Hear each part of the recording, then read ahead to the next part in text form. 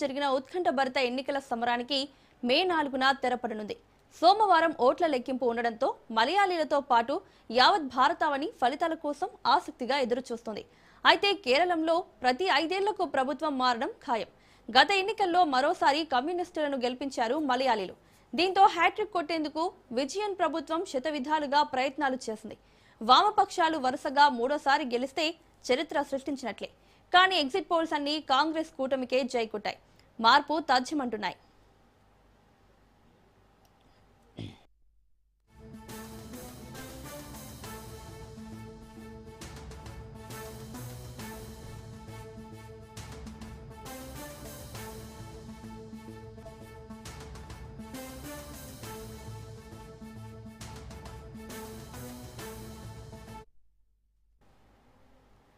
చైతన్యవంతమైన కేరళంలో త్రిముఖ పోరు హీటెక్కించింది. LDF, UDF మధ్య అధికార మార్పిడి జరగడం ఖాయం. కానీ కుర్చీ ఎవరిదో తేల్చేది ఎన్డీఏనే. కమల దళం చీల్చే ఓట్లపైనే సీఎం సీటు ఆధారపడి ఉంది. నువ్వా నేనా అనే రీతిలో సిపిఎం నేతృత్వంలోని ఎల్డీఎఫ్, కాంగ్రెస్ నేతృత్వంలోని యూడీఎఫ్ తలపడ్డాయి. ఎవరు గెలిచినా స్వల్ప ఆధిక్యంతోనే బయటపడనున్నారు. 140 అసెంబ్లీ స్థానాలకు ఏప్రిల్ 9న ఒకే దశలో కేరళం ఎన్నికలు జరిగాయి. 78.27% ఓటింగ్ నమోదైంది. 2,71,00,000 మంది ఓటర్లు తీర్పును ఈవీఎంలలో నిక్షిప్తం చేశారు. 883 మంది అభ్యర్థులు బరిలో ఉండడంతో కేరళం రాష్ట్ర చరిత్రలోనే ఇదొక హోరాహోరీ పోరుగా మారింది. పోలింగ్ శాతం అంచనాలకు మించి నమోదు కావడంతో ఓటర్ల నాడిని పసిగట్టడం సవాలుగా మారింది.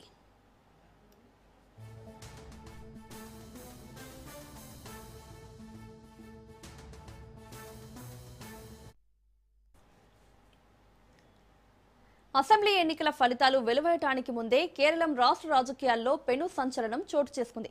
ముఖ్యమంత్రి పినరయి విజయన్ తన సోషల్ మీడియా ఖాతాలో చేసిన ఓ మార్పు దేశవ్యాప్తంగా చర్చనీయాంశమైంది. సోషల్ మీడియా బయోలో విజయన్ కీలక మార్పులు చేశారు. గతంలో తన బయోలో కేరళ ముఖ్యమంత్రి అని ఉండగా దానిని తొలగించి ఇప్పుడు కేవలం పొలిట్ బ్యూరో సభ్యుడు, భారత కమ్యూనిస్టు పార్టీ అని మార్చుకున్నారు. ఫలితాలు రాకముందే పినరయి నిర్ణయం తీసుకోవడం అధికార మార్పిడికి సంకేతమా, ఓటమిని అంగీకరించారా అనే చర్చ రాజకీయ వర్గాల్లో మొదలైంది.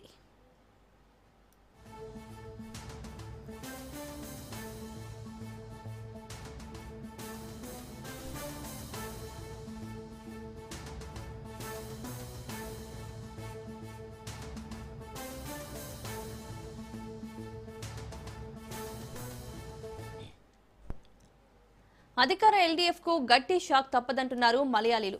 విజయన్ నేతృత్వంలో 2 సార్లు అధికారంలోకి వచ్చిన కూటమికి ఎదురుగాలి తప్పదని మెజారిటీ ఎగ్జిట్ పోల్స్ సంస్థలు అంచనా వేశాయి. కాంగ్రెస్ నేతృత్వంలోని యూడీఎఫ్ కు ఓటర్లు పట్టం కట్టనున్నట్లు అభిప్రాయపడ్డాయి. ఇటీవల జరిగిన స్థానిక సంస్థల్లో ఎన్నికల్లో యూడీఎఫ్ సత్తా చాటింది. అవే ఫలితాలు అసెంబ్లీ ఎన్నికల్లోనూ ప్రతిఫలించే అవకాశాలు కనిపిస్తున్నాయి. కాంగ్రెస్ అధికారంలోకి వచ్చే అవకాశాలు పుష్కలంగా ఉండడంతో తదుపరి ముఖ్యమంత్రి ఎవరనే అంశంపై ఆసక్తికర చర్చ మొదలైంది. కేరళ ముఖ్యమంత్రి పీఠం కోసం వినిపిస్తున్న పేర్లలో ఏఐసీసీ ప్రధాన కార్యదర్శి కేసీ వేణుగోపాల్ పేరు ప్రముఖంగా వినిపిస్తుంది. జాతీయ రాజకీయాల్లో రాహుల్ గాంధీకి అత్యంత సన్నిహితుడిగా పేరున్న వేణుగోపాల్ రాష్ట్ర రాజకీయాల్లోకి రావడానికి ఆసక్తి చూపుతున్నట్లు సమాచారం. అయితే జాతీయ స్థాయిలో కీలక బాధ్యతలు నిర్వహిస్తున్న వేణుగోపాల్ ను కేరళం రాష్ట్రానికి పంపిస్తారా లేదా అనేది హస్తం వర్గాల్లో పెద్ద చర్చగా మారింది.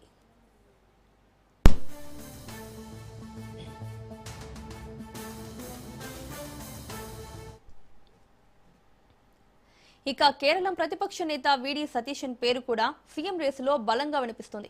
5 ఏళ్లుగా విజయన్ ప్రభుత్వాన్ని అసెంబ్లీలో సమర్థవంతంగా ఎదుర్కోవడంలో ఆయన కీలక పాత్ర పోషించారు. క్షేత్రస్థాయిలో పార్టీ క్యాడర్తో సంబంధాలు ఉన్నాయి. అలాగే ఇతర పార్టీలతో ఉన్న సయోధ్య ఆయనకు కలిసొచ్చే అంశాలు. స్థానిక నేతల మద్దతు సతీశన్కే ఎక్కువగా ఉందన్న ప్రచారం జరుగుతోంది.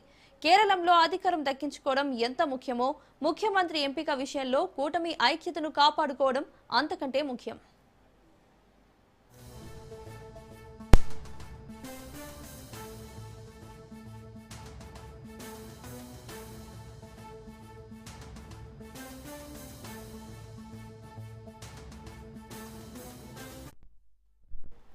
మూడోసారి విజయన్ విక్టరీకి అవకాశం ఉంది. కానీ గ్యారంటీ లేదు. ప్రభుత్వ వ్యతిరేకత నిజమే. అయితే అంతలా ఉందా అనే అనుమానం ఉంది. స్థానిక సమస్యలు, అభ్యర్థుల గుణగణాలు, పనితీరు నిర్ణయాత్మక శక్తిగా ఉన్నాయి. ఉచితాల కంటే పాలన వైపే మొగ్గు చూపితే కామ్రేడ్ల విజయం ఖాయం. దీంతో ఉచిత పథకాలు, సుపరిపాలన మధ్య ప్రజలు ఎటూ తేల్చుకోలేకపోతున్నారు. కామ్రేడ్ల కోటను కూల్చేందుకు హస్తం తహతహలాడుతోంది. ఎలాగైనా విజయం సాధించేందుకు యూడీఎఫ్ ప్రయత్నిస్తోంది.